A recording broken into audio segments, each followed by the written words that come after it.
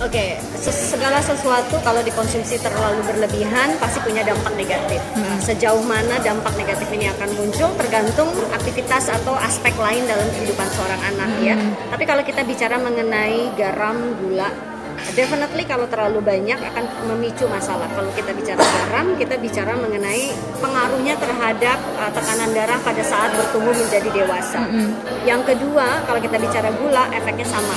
Terlalu banyak gula, kemudian fluktuasi gula darah, ini yang memicu kenapa onset penyakit diabetes mellitus makin lama makin banyak juga ya munculnya.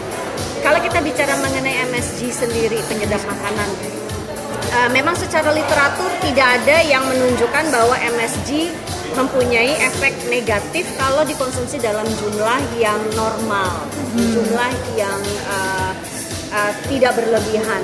Nah, yang kita perlu ketahui, dan ini yang tidak diketahui masyarakat, bahwa MSG itu adalah aspek natural yang ada di semua jenis makanan. Oh, gitu. Jadi kalau kita makan buah melon pun, di dalam melon itu ada MSG dalam jumlah yang cukup tinggi.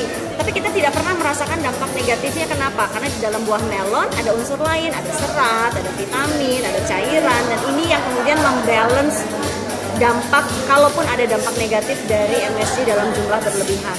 Yang jadi masalah adalah kalau kita menggunakan MSG terlalu banyak, karena kan salah satu aspek kenapa sih orang suka pakai MSG itu akan membantu indera perasa kita untuk lebih peka terhadap flavor.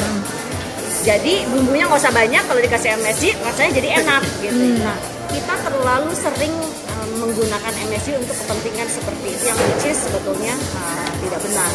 Terus takarannya gimana tuh? Saya selalu mengatakan kalau tidak perlu pakai MSG tidak perlu dipakai, jadi nggak perlu ada takaran. Sehingga kalau sekali-sekali saya makan di luar ada MSG, big deal, nggak masalah, tubuh saya bisa menghandle jumlah yang sekali-sekali ada dalam makanan.